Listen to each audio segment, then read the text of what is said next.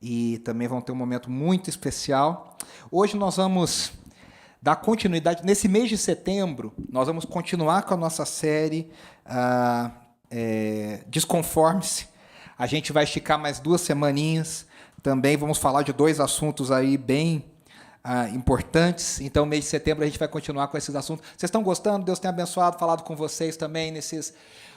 Para mim, eu falo que, olha, foi uma das coisas mais difíceis que eu já preguei na minha vida, e porque são temas que falam muito no nosso coração, né? Que falam muito na nossa vida. Esse de hoje é um que me pega muito. Oi? Mexe lá na ferida, exatamente. Eu que sou uma pessoa ligada no 220, que faço 1000 coisas ao mesmo tempo, que gosto de estudar enquanto assisto TV, escuto o YouTube, falo as coisas, a gente se pega, né? Num mundo tão conectado, tão ligado. E a gente vai falar sobre desconformar-se do ativismo.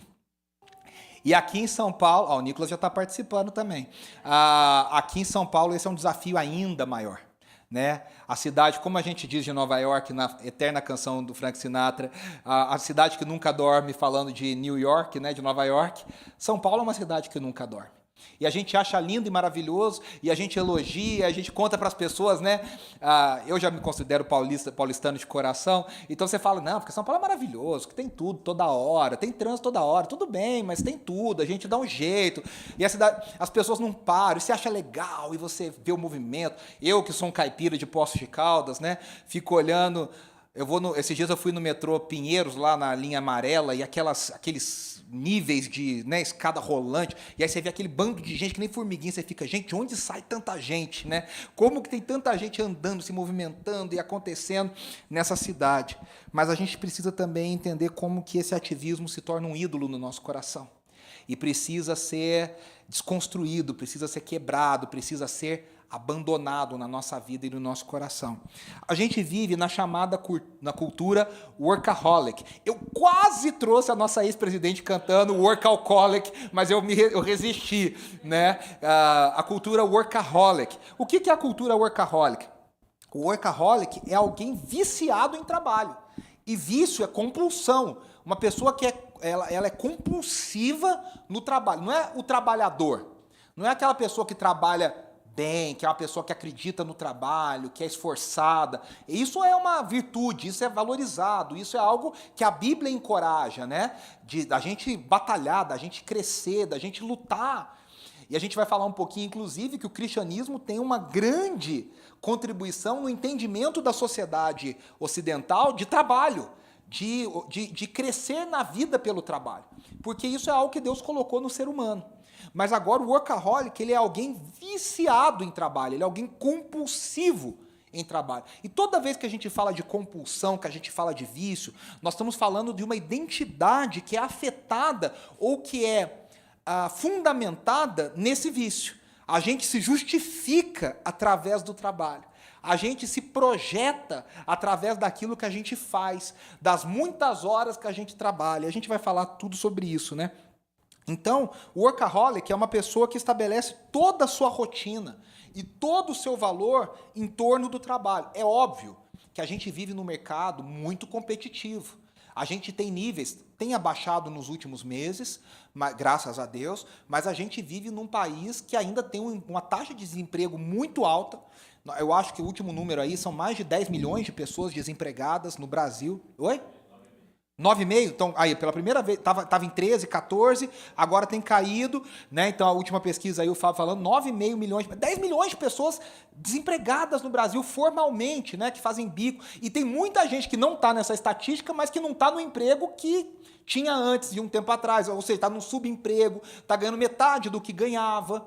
E fora os que estão empregados, vivem rondados pelo fantasma da demissão. Por quê? Porque a competitividade está muito alta, porque a gente tem uma exigência muito grande. Então, o mundo cheio de ganância, o mundo cheio de vaidade, tudo tem levado a gente a escolher esse caminho.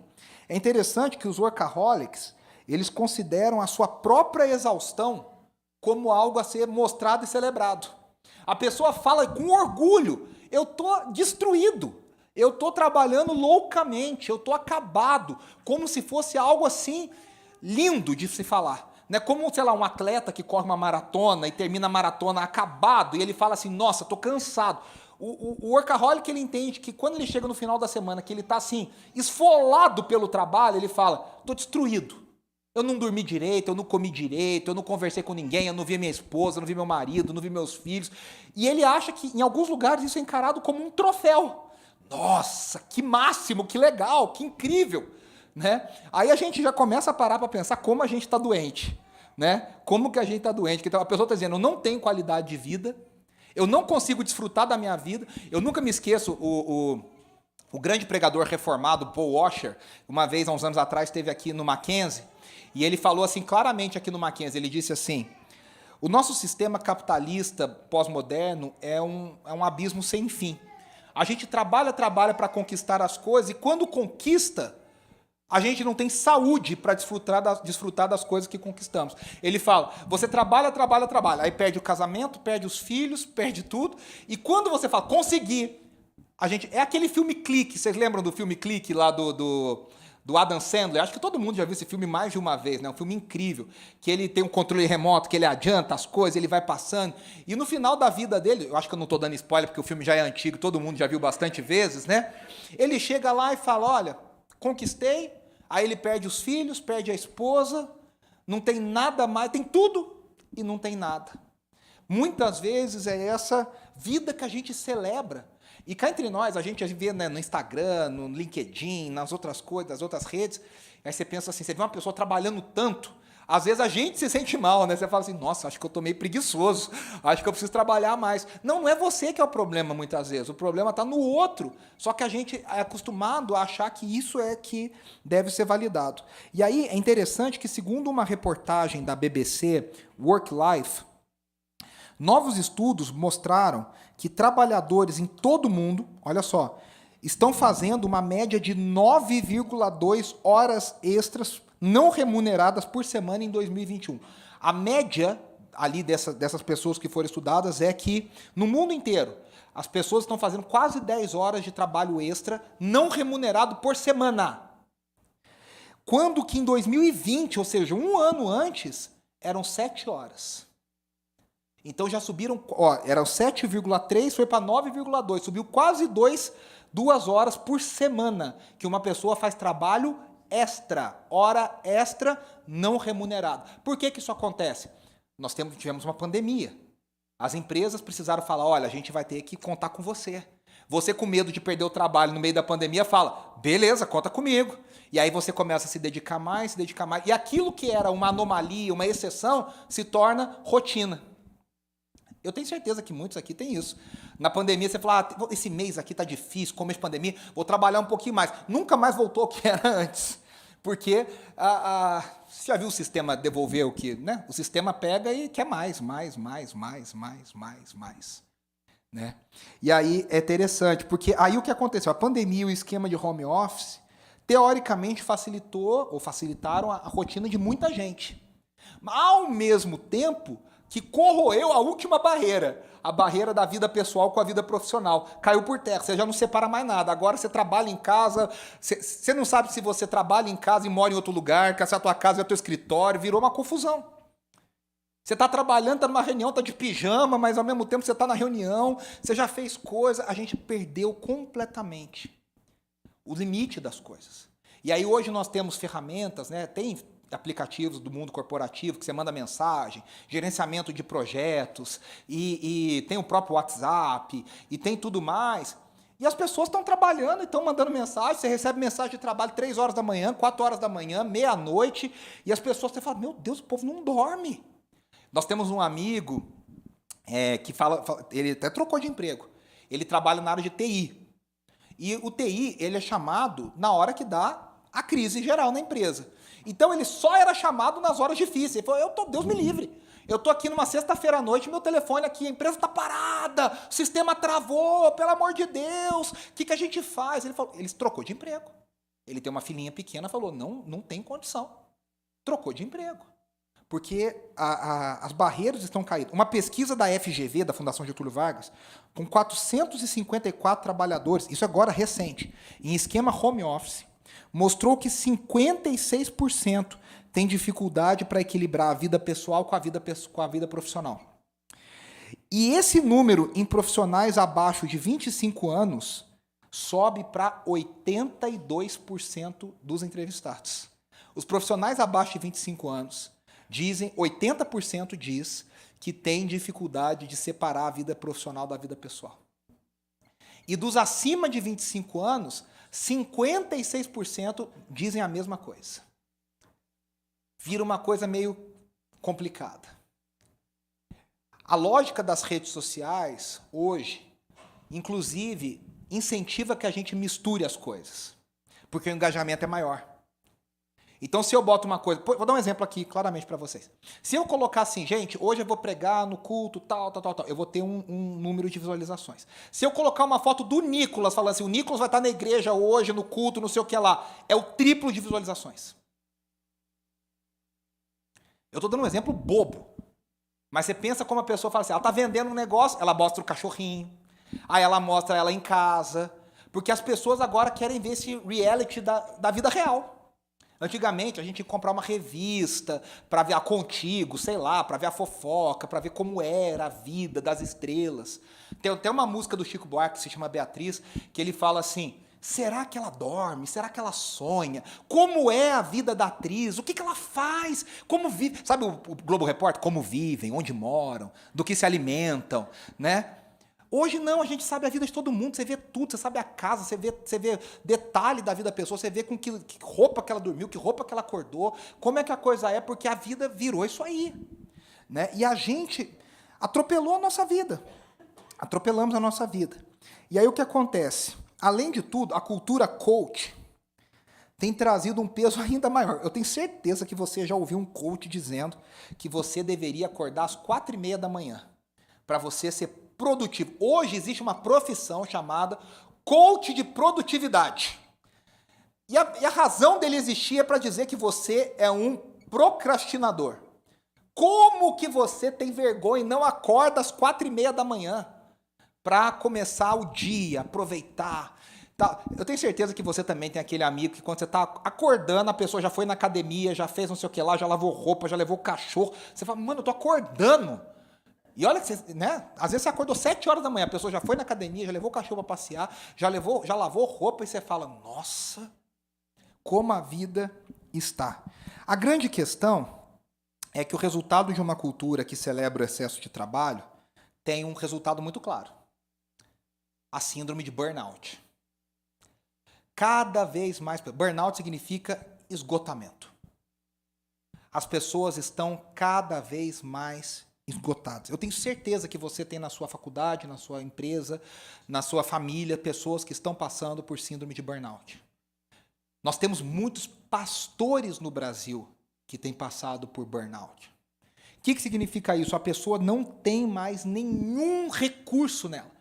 É uma síndrome psíquica que a pessoa está completamente esgotada física e mentalmente.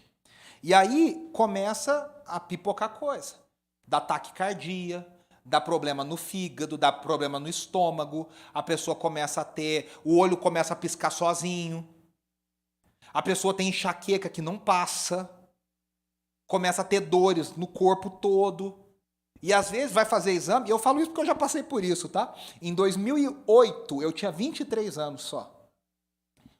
Eu tive um burnout assim, eu desenvolvi hipoglicemia por causa de um esgotamento.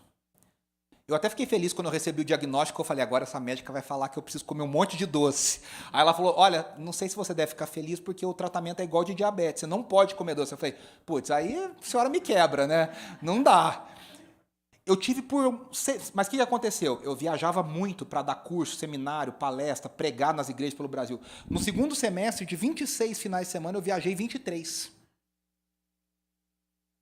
Chegou no final, com 23 anos, eu estava completamente esgotado.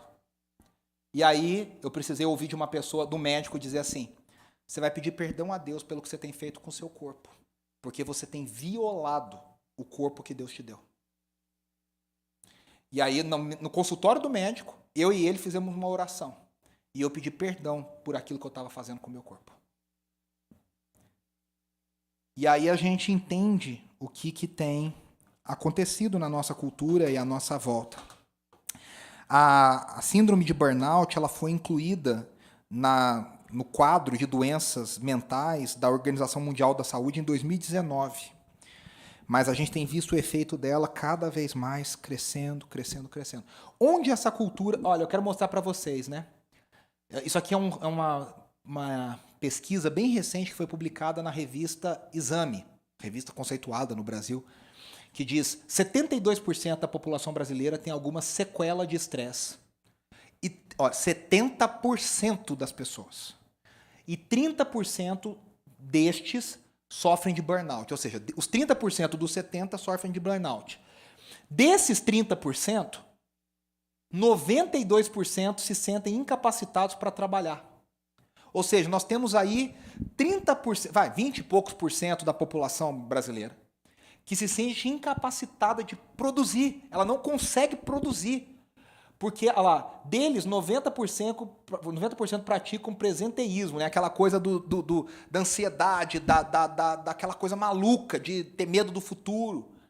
49% sofrem de depressão, com risco de 50% de reincidência. Se reincidir, há 90% de probabilidade de ter mais episódios, tornando a doença um caso crônico. Quem sofre de burnout trabalha, em média, 5 horas a menos do que os funcionários livres da síndrome. E olha como a idolatria derruba a gente e ela nos consome. Você idolatra o trabalho, você quer trabalhar mais, você acha que o seu valor está no trabalho, e aí você desenvolve uma síndrome que te incapacita de trabalhar perfeitamente. E aí eu acho que isso vai gerando uma doença cada vez pior, porque você quer produzir e não consegue, você quer produzir e não consegue, você quer produzir e não consegue. Onde que essa cultura workaholic surgiu? E é interessante que as raízes desse fenômeno remontam à ética protestante do trabalho. Max Weber escreveu um livro famoso chamado A Ética Protestante do Trabalho. É uma ideia que vem da teologia calvinista de justiça, de crescimento, de desenvolvimento. Então, os europeus do século XVI começaram a entender que o trabalho dignifica e constrói a sociedade. E em cima desses pilares foi construída a ideia da Revolução Industrial e depois de tudo que tem acontecido. No meio desse caos, muitas pessoas têm buscado uma forma de viver no mundo com menos pressão. Tem um livro muito famoso aí no mercado corporativo chamado Essencialismo. Não sei se alguns de vocês já leu esse livro. Eu li esse livro, é muito interessante. E ele fala aqui, ó, aqui é o modelo não essencialista, olha, uma bagunça, e o modelo essencialista. Quem escreveu esse livro foi um cara chamado Greg McKeown. É muito interessante. E ele diz assim, olha, você não é obrigado a fazer tudo. Eu vou citar, abre aspas. O caminho do essencialista é buscar de forma incansável o menos, porém melhor. E aí ele coloca aqui algumas coisas bem interessantes. Ó. O não essencialista pensa, tudo para todos. Eu tenho que fazer, tudo é importante. Como é que eu vou dar conta de tudo? É a pessoa que não sabe falar não. Ela quer abraçar o mundo. Eu estou falando que eu sou bastante assim, tá? O essencialista pensa, menos, porém melhor. Ele fala, eu escolho fazer. Apenas poucas coisas realmente importam. Aí ele fala no livro assim, se tudo é prioridade, o que realmente é prioridade? Se tudo é muito importante, como é que funciona isso? Do que eu vou abrir mão? O não essencialista, ele faz, olha, a busca indisciplinada por mais. Ele reage ao que é o mais urgente. Ele está sempre fazendo o que é urgente. Está sempre matando cachorro a grito, sabe? Está sempre ali resolvendo problema, sempre resolvendo problema. Ele diz sim sem pensar direito. E tenta forçar a execução na última hora. O essencialista, ele busca menos. Ele faz uma pausa, ele diz não a tudo, menos ao essencial, remove obstáculos e ele obtém, o não essencialista leva uma vida que não satisfaz. Ele aceita tarefas demais e o trabalho deixa a desejar. Sente-se sem controle, não sabe se as coisas certas foram feitas, sente-se exausto e sobrecarregado. O essencialista leva uma vida que tem significado. Ele escolhe com cuidado para fazer um trabalho excelente. Ele sente-se no controle. Ele faz as coisas certas. E ele sente alegria na jornada. Talvez para vocês, assim como para mim, muitas vezes esse caminho essencialista seja uma utopia. Você fala, dá para viver assim? Porque eu só conheço outra vida, eu sou atropelado pelas demandas.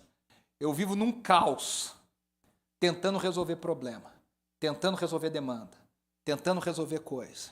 Né? E aí eu quero... parece, né, que esses são ótimos conselhos, mas eu queria falar de algo mais profundo, que está entranhado na essência de quem nós somos, que é a ideia bíblica de descanso. Nós vamos falar da palavra Shabat, o sábado, o descanso. E o que a Bíblia tem a dizer sobre isso? Eu queria que você lesse comigo Mateus capítulo 11, do 25 ao 30, que diz assim: Naquele tempo, respondendo Jesus, disse: Graças te dou, ó Pai, Senhor do céu e da terra, que ocultaste essas coisas aos sábios entendidos e as revelastes aos pequeninos. Sim, ó Pai, porque assim te aprouve. Todas as coisas me foram entregues por meu Pai, e ninguém conhece o Filho senão o Pai.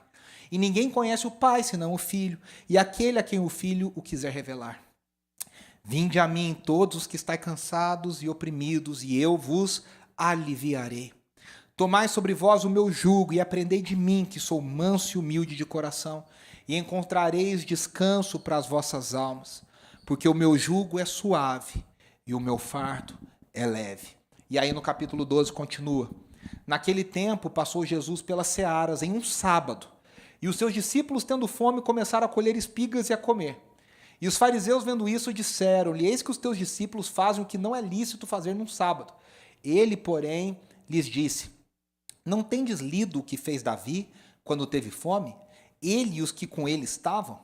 Como entrou na casa de Deus e comeu os pães da proposição, que não lhe era lícito comer, nem aos que com ele estavam, mas só aos sacerdotes? Ou não tendes lido na lei que aos sábados os sacerdotes no templo violam o sábado e ficam sem culpa? Pois eu vos digo que está aqui quem é maior do que o templo. Mas se vós soubesseis o que significa misericórdia quero e não sacrifício, não condenaríeis os inocentes. Porque o Filho do Homem até do sábado é Senhor. E partindo dali chegou à sinagoga deles. Estava ali um homem que tinha uma das mãos mirrada. E eles, para o acusarem, o interrogaram, dizendo: É lícito curar nos sábados? E ele lhes disse: Qual dentre vós será o homem que, tendo uma ovelha, se num sábado ela cair numa cova, não lançará a mão dela e a levantará? Nós cantamos isso, né, hoje. Pois quanto mais vale o homem do que uma ovelha? É, por consequência, lícito fazer bem nos sábados. Então disse aquele homem: Estende a tua mão. E ele a estendeu, e ficou sã como a outra.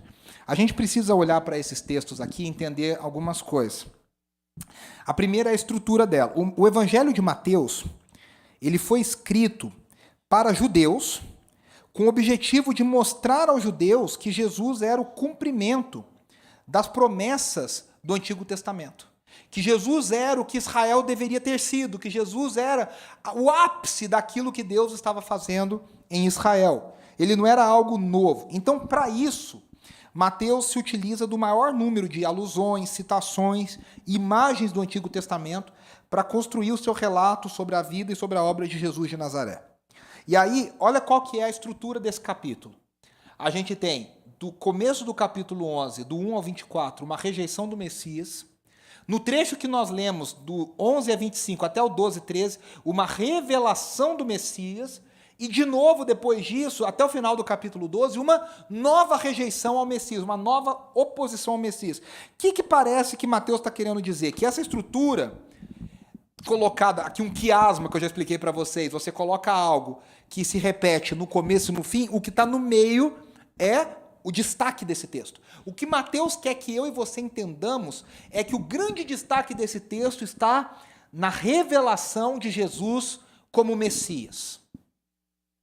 E aí nós temos aqui algumas coisas. Primeiro, em meio a essa forte oposição, Jesus agora vai revelar aos pequeninos. Ele diz que foi revelado aos pequeninos a sua identidade. E ele diz para esses pequeninos. O que ele está querendo dizer? Ele está dizendo, os fariseus que são entendidos, que são grandes, que são inteligentes, eles não têm a revelação. Vocês que são gente humilde, gente simples, vocês que são pequeninos no reino dos céus, vocês têm... E aqui está no contexto que ele acabou de falar que João Batista, entre os nascidos de mulher, era o maior. Mas depois, imediatamente, ele diz, mas no reino dos céus, João Batista é o menor. Aí você fala, peraí, mas ele é o maior ou ele é o menor? Jesus está falando as duas coisas.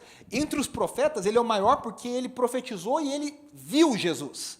Os outros só profetizaram. Ao mesmo tempo, ele é o menor porque ele é o primeiro que está abrindo a porta para muitos outros que estão vindo depois, crendo nesse Jesus, o Messias revelado. E aí ele está dizendo, vocês que são pequeninos, para vocês foi dado a revelação do reino de Deus. E aí ele diz, vocês pequeninos vão encontrar em mim descanso. É uma coisa bem inusitada, parece que Jesus está meio fora de contexto, né? Ele está sofrendo oposição, continua sofrendo oposição, e no meio da coisa ele fala, eu vou oferecer a vocês descanso. São duas palavras no hebraico aqui. A primeira foi traduzida na NVI como aliviarei. Eu vos aliviarei, que é a palavra anapaú. E depois tem anapaúzes, que é a mesma raiz, que é como Jesus diz, venham até mim e eu vou dar descanso, e eu vos darei descanso. Olha o que significa essa palavra. Provocar ou permitir que alguém pare com algum movimento ou trabalho, a fim de recuperar e recompor as suas energias, reanimar, dar descanso. E esse descanso está diretamente ligado ao tema do sábado. Ah, por que você está dizendo isso? Porque imediatamente depois que Jesus diz, para vocês eu darei descanso, Mateus conta duas histórias de Jesus com o sábado. Numa ele é interrogado pelos fariseus, por que os teus discípulos estão comendo no sábado? E na outra ele cura uma pessoa no sábado. E aí a gente vai entender o que significa. Primeira coisa, o descanso foi criado por Deus e é mandatório ao ser humano. O que acontece? Na cultura judaica, o descanso é descrito pela palavra Shabat. A palavra Shabat vem de Shevet, que é habitar, e de Sheva, que é o número 7. O que é o Shabat? É o sábado, o sétimo dia. Uma semana estabelecida em 7 dias, no sétimo dia, esse dia é o dia de descanso. E esse Shabat, o judeu ele celebra ali, né? Ele faz uma refeição toda direcionada, ele tem a bebida que ele deve tomar, o fruto da vinha, o vinho, as velas, a leitura da Torá, tem as leituras específicas. Para o judeu, a gente sabe que esse Shabat começa às 18 horas da sexta-feira para nós. Para eles o dia vira às 18 horas. E aí vai até às 18 horas do próprio sábado. E o que é essa ideia? É uma prática muito antiga e é um descanso intencional. E muitas vezes a igreja fala, esse negócio de sábado, não sei, tirando os adventistas e outras vertentes que são sabatistas, a igreja cristã tem rejeitado isso. O mundo, então, não entende que história é essa. Como é que o cara, numa sexta-feira à noite, a sexta à noite é a noite mais celebrada na nossa cultura. É o famoso sextou. E o pessoal não fica feliz só com sextou. Agora o pessoal já fala, eu escutei esses dias na rádio, o pessoal falando assim, a quinta agora é a nova sexta. Então agora a quinta à noite é a nova sexta. O pessoal está ampliando o final de semana. Teve um deputado aí, um tempo atrás, que tinha uma ideia de criar um final de semana com 3 dias. Então, o pessoal surta no negócio, né? Mas o fato é que ele muitas vezes não é novo, mas ele não é novo, mas muitas vezes ele é novo para nós. Porque a gente desconhece essa prática. E eu queria falar um pouquinho sobre ela. O Shabat foi estabelecido pelo próprio Deus. Olha o que diz o texto de Gênesis capítulo 2. Deus acabou de criar o mundo. E aí Gênesis 2, 1 a 3 diz assim, assim os céus, a terra e todo o seu exército foram acabados. E havendo Deus acabado no 7º dia a obra que fizera, descansou no 7º dia de toda a sua obra que tinha feito. E abençoou Deus o dia 7º e o santificou, porque nele Deus descansou de toda a sua obra que criara e fizera. Gente, eu não sei vocês, toda vez que eu leio esse texto eu fico assim, como assim Deus descansou? E aqui eu não estou afirmando que o mundo foi criado em 7 dias de 24 horas. A gente não sabe se o mundo foi criado em 7 dias de 24 horas. Provavelmente não. Mas o texto bíblico, ele dá uma moldura para nós. E a nossa semana é estabelecida em 7 dias de 24 horas, porque Deus estabeleceu isso no ciclo da rotação da Terra em torno do Sol e em torno de si mesma. Então, o nosso dia, no caso ali da rotação, a Terra em si mesma girando, ela gira em ciclos de 24 horas. Dizem os físicos, os astrônomos, que não é 24 horas exata, que faltam uns minutinhos, ou que sobram uns minutinhos, por isso que a cada 4 anos a gente tem um dia a mais, que é o ano bissexto. Mas o fato é que o mundo foi estabelecido nesse ritmo. E o próprio Deus se torna um exemplo para nós, suas criaturas. Esse é o Shabat criacional. O homem foi feito para descansar. A humanidade foi feita para descansar. Então há um ritmo nessa semana que fala desse ritmo que o próprio Deus estabeleceu para você e para mim. E quando nós violamos esse ritmo, nós violamos o que o próprio Deus quer de nós. Mais do que é provado na ciência é o que o descanso traz de benefício para o nosso corpo e para a nossa saúde. Um atleta de alto rendimento, se ele não descansa, ele tem uma série de comprometimentos. Então, um atleta que descansa, ele recupera de lesão mais rápido, ele tem risco de menos lesões, ele tem mais precisão nos movimentos, ele tem uma saúde emocional melhor. Uma criança que dorme bem é uma criança que tem um crescimento melhor, pensamentos melhores, uma inteligência mais desenvolvida. Uma criança que não dorme é uma criança que não desenvolve da forma correta. Então a gente vê como que o sono, o descanso, são fundamentais para a nossa vida. É no sono que a gente recarrega muita coisa. Você sabia que os neurocientistas dizem que se você estuda para uma prova, no mesmo dia da prova, provavelmente você vai esquecer as informações que você estudou? Porque você precisa estudar, dormir, para que essas informações solidifiquem, elas são guardadas do temporário, da pasta de temporário, são colocadas na pasta de permanente. E aí, só no sono que isso acontece.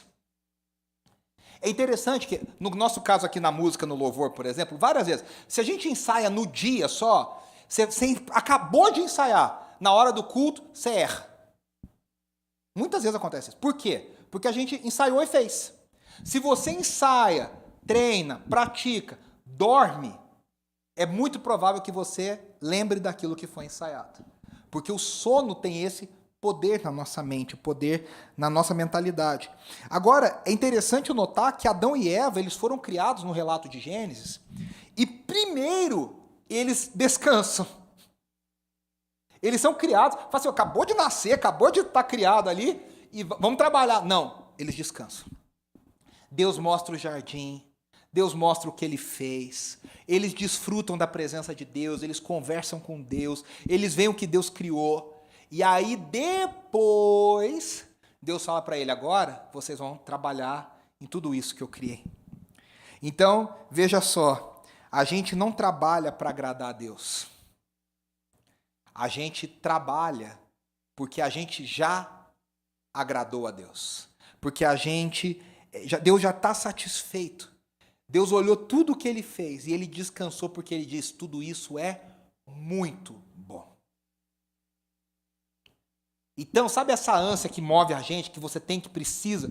A gente fala muito isso lá em casa. Às vezes você tem a impressão que é o medo de muita gente, né? Tira férias, quando volta, aquele medo de ser demitido depois das férias, porque a empresa percebe que, de repente, não precisa de você, né? E tem muita gente que, assim, se não vai no encontro de amigo, fica, eu vou no próximo, eu vou fazer, porque eu tenho medo que me esqueçam, eu tenho medo que me deixem, eu tenho medo. E a gente descansa nessa ideia de que a gente, primeiro, já foi aceito por Deus antes que a gente fizesse qualquer coisa. Antes de eu falar, a gente cantou, tu cantava sobre mim. Antes. Já era. Então, o descanso bíblico não fala de lazer. Tá? Porque no mundo de hoje a gente quer descansar o tempo inteiro. A gente fica vendo série, vendo coisa, ouvindo coisa, vendo no YouTube, TikTok, não sei o que lá o dia inteiro. Não é lazer. O descanso bíblico é desfrutar da presença de Deus. E meditar na sua graça. Aí há o exemplo clássico lá em Lucas, no Evangelho de Lucas, de Marta e Maria. Todos nós conhecemos essa história muito bem. São 3 versículos, mas essa história é muito falada. A irmã mais velha, muito provavelmente que era Marta, ela vai se ocupar da casa, vai correr, vai fazer, vai coordenar os empregados, vai cozinhar. Enquanto Maria, a irmã mais nova, está sentada aos pés de Jesus, ouvindo os seus ensinamentos. E Marta vai para Jesus e diz, né, o Senhor não está percebendo que ela está errada? E Jesus fala, Marta, ela escolheu a melhor parte. O descanso bíblico fala de, primeiramente, desfrutar da presença de Deus. Sabe quando você descansa porque você fala, Deus me ama, Deus está comigo, Deus está ao meu lado. Aí você consegue descansar. O texto de Lucas diz assim, né? E aconteceu que, Lucas 10, 38 e 42, que indo eles a caminho, entrou Jesus numa aldeia, e certa mulher por nome Marta o recebeu em sua casa. E tinha esta uma irmã chamada Maria, o qual, sentando-se também aos pés de Jesus, ouvia a sua palavra. Marta, porém, andava distraída em muitos serviços, e aproximando-se disse, Senhor, não se te dá que minha irmã me deixe servir só? Dize-lhe que me ajude. E respondendo Jesus, disse-lhe, Marta, Marta, estás ansiosa e afadigada com muitas coisas, mas uma só é necessária. E Maria escolheu a boa parte, a qual não lhe será tirada. Segunda coisa, além do descanso ser criado por Deus, o descanso é uma resistência num mundo frenético. A gente fala do Shabat criacional, mas existe também o Shabat da aliança, que foi estabelecido lá no 4º mandamento. Dos 10 mandamentos, o 4º mandamento estabelece o sábado para o povo de Israel, para os hebreus. Ele diz assim, lembra que aqui é Moisés, no Monte Sinai, recebendo de Deus essa revelação para um povo que ele tira do Egito, e agora ele quer formar esse povo, ele quer que esse povo viva de um jeito único e especial. E aí Deus diz, lembra-te do dia de sábado, para o santificar. 6 dias trabalharás e farás toda a tua obra, mas o 7º dia é o sábado do Senhor teu Deus. Não farás nenhuma obra, nem tu, nem teu filho, nem tua filha, nem o teu servo, nem a tua serva, nem o teu animal, nem o teu estrangeiro que está dentro das tuas portas. Porque em 6 dias fez o Senhor os céus e a terra, o mar e tudo que neles há, e ao 7º dia descansou. Portanto, abençoou o Senhor o dia do sábado e o santificou. O sábado para Israel é um dia santo. O que significa isso? Santo significa diferenciado. O que acontecia? Todas as outras nações viviam cada qual do seu jeito. Israel foi a única nação, o único povo que separava um dia para dedicar esse dia em adoração ao Senhor Deus. E esse dia era, quando Israel fazia isso, o que eles estão dizendo? Eles não trabalham, eles não plantam, eles não colhem, eles não matam animais. O que eles estão dizendo? A minha confiança está no Senhor. A minha provisão está no Senhor. Quando a gente entende isso, vocês perceberam que o versículo começa, o mandamento começa com um lembra-te. Por que começa com um lembra-te? Porque a gente esquece. Rapidinho a gente fica que nem Marta, a gente vai se ocupando com as coisas, Sabe aquele dia que você fala assim, não tem nada para fazer hoje? De repente o dia passou, você fez 1 milhão de coisas, e você fala, aquele nada virou 1 milhão de coisas. Por isso que Deus fala, lembra-te do sábado. É algo que não é natural para a gente. A gente precisa intencionalmente parar. Quando a gente entende esse Shabat, esse descanso bíblico, a gente está dizendo ao Senhor, Senhor, a minha agenda, o meu cronograma pertence ao Senhor. A gente está dizendo, Senhor, a minha confiança não está na minha força, não está no que eu produzo. A minha confiança está no que o Senhor me dá. Aliás, né, o Shabat ele pode também ser esquecido nas coisas que nós fazemos para Deus. E aí a gente quer fazer para Deus. Até para Deus a gente quer fazer. Mas eu estou fazendo na igreja, eu estou fazendo para o reino. Isso se chama ativismo religioso. A gente quer fazer para ganhar o favor de Deus. Para Deus falar, nossa, ele foi tanto culto, ele está merecendo uma benção. Ele jejuou, ele está merecendo ser promovido no trabalho. Olha como bonitinho, ele deu oferta no dia, não atrasou. Eu vou dar um carro novo para ele. A gente acha que a gente ganha o favor de Deus fazendo coisa para Deus. A gente acha que a gente consegue conquistar algo de Deus com o nosso fazer.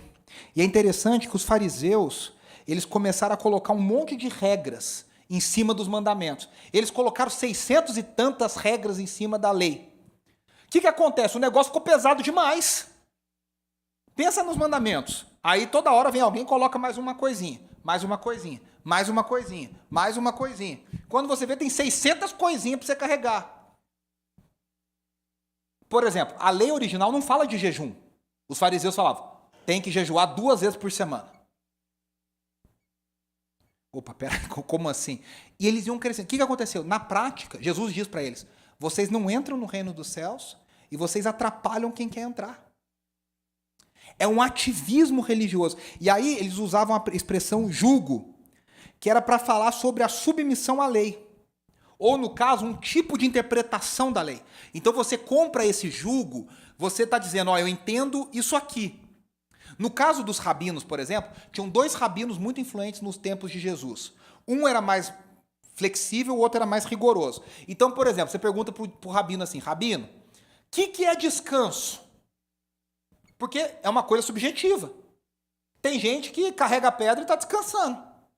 Tem gente que deitado está cansado. O que é descanso? Aí um rabino dizia assim, olha, você pode andar tantos metros no sábado. Aí o outro fala, vamos dar um exemplo aqui. Isso é coisa real, tá? Eu não lembro exatamente as medidas, mas é real isso.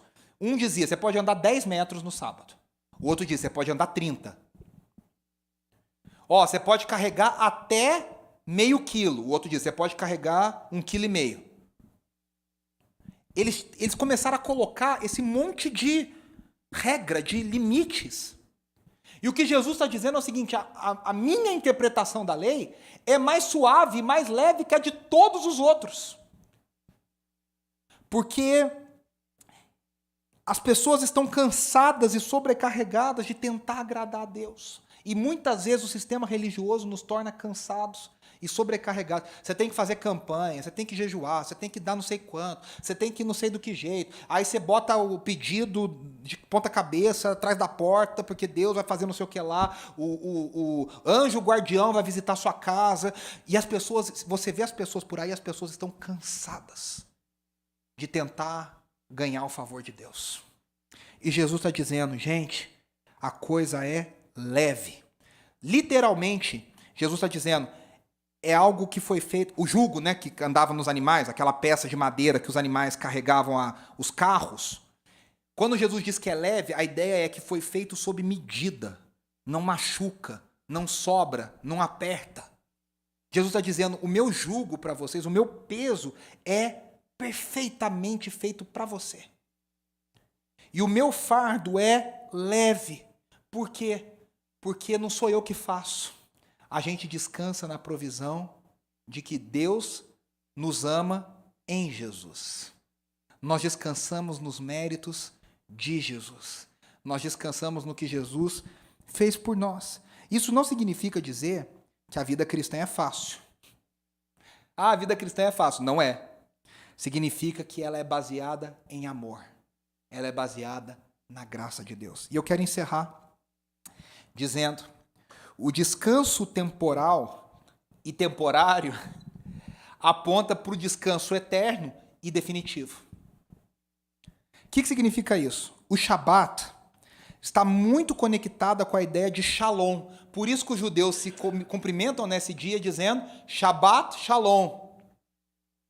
O que é essa ideia? O Shalom é a paz completa em todos os aspectos da vida. Ou seja, não tem uma pecinha fora do lugar, tudo está no seu devido lugar. Isso é Shalom. Então, quando eles dizem, eles estão dizendo paz e descanso perfeito. Paz e descanso perfeitos. O mundo, em Gênesis, que nós vimos, foi criado em Shalom. O pecado tira o mundo do Shalom, mas Deus quer que esse mundo volte ao Shalom. O que nós esperamos na volta de Jesus é a restauração do Shalom, onde todas as coisas vão ser colocadas no seu devido lugar. Os profetas falavam sobre isso, Isaías fala sobre isso, Jeremias fala sobre isso, esse descanso, quando Yahweh, o Deus de Israel, iria habitar no seu santo monte Sião. E aí eles dizem, haverá descanso para todo o povo de Deus. Para Israel significa, os inimigos não vão invadir, vocês não vão ser dominados, vocês não vão ser escravizados.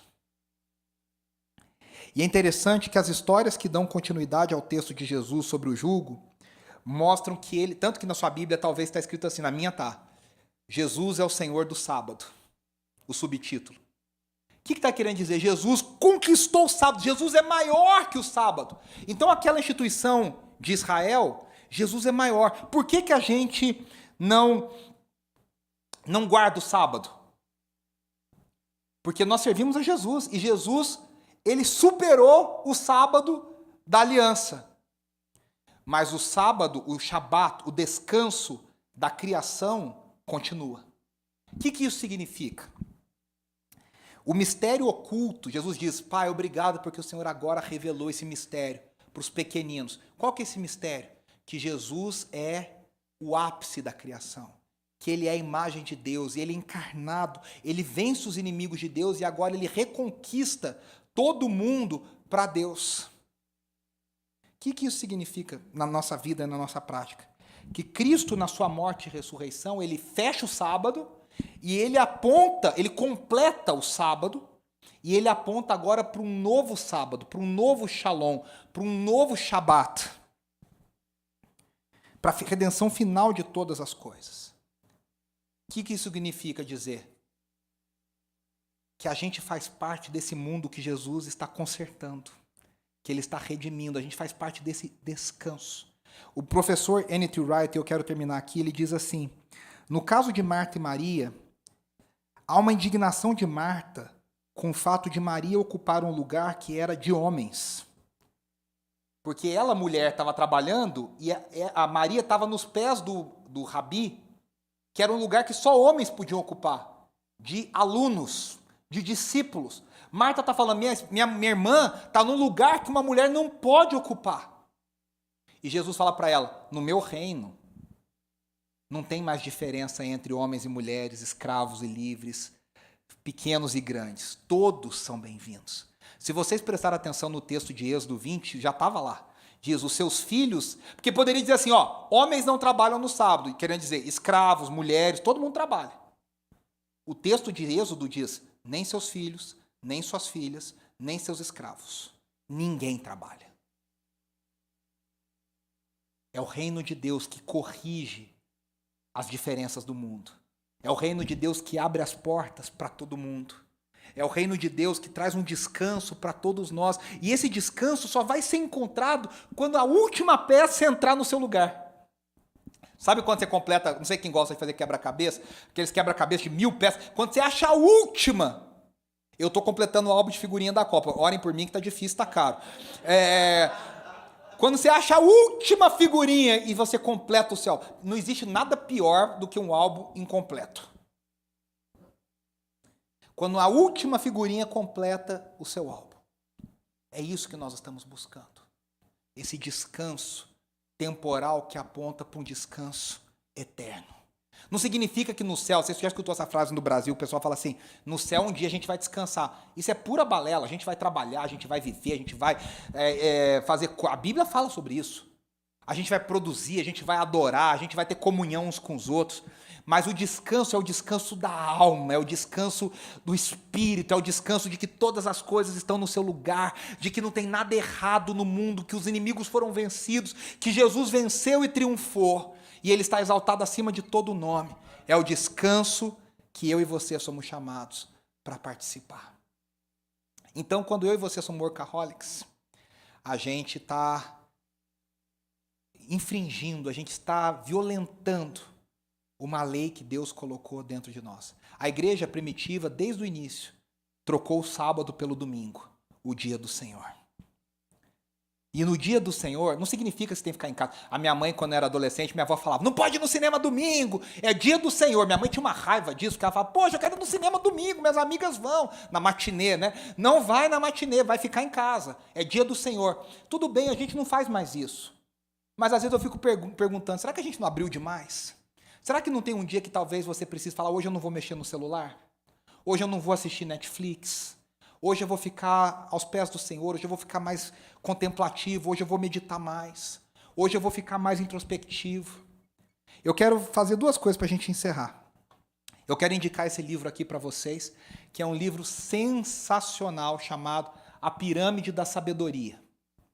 É um livro cristão. Olha, procurem esse livro. Se você procurar online, você vai achar para comprar. É um livro fabuloso que todos nós deveríamos ler, A Pirâmide da Sabedoria.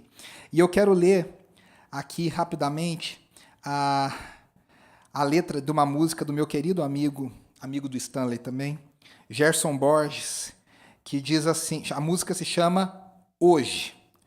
E eu quero ler a letra dessa música. Ele diz assim: hoje eu vou brincar com meu filho, hoje eu ligo até para o meu velho, hoje eu priorizo na agenda o Espírito Santo, o Filho e o Pai. Hoje eu vou fazer exercícios, hoje sem televisão. Hoje menos carboidratos, mais legumes, verduras e mamão. Hoje eu vou passear com o cachorro, eu passei todo dia. Hoje eu vou almoçar devagar. Hoje nada de internet. Hoje chega de me estressar. Hoje, porque só tenho hoje. Hoje, aqui, agora, o já. Hoje eu vou cuidar do meu hoje. E do amanhã eu sei que Deus cuidará. Hoje eu vou no sebo da esquina. Hoje eu vou contar até 10. Hoje eu quero reler com calma Jó, Cantares, Moisés. Hoje eu vou ouvir as pessoas.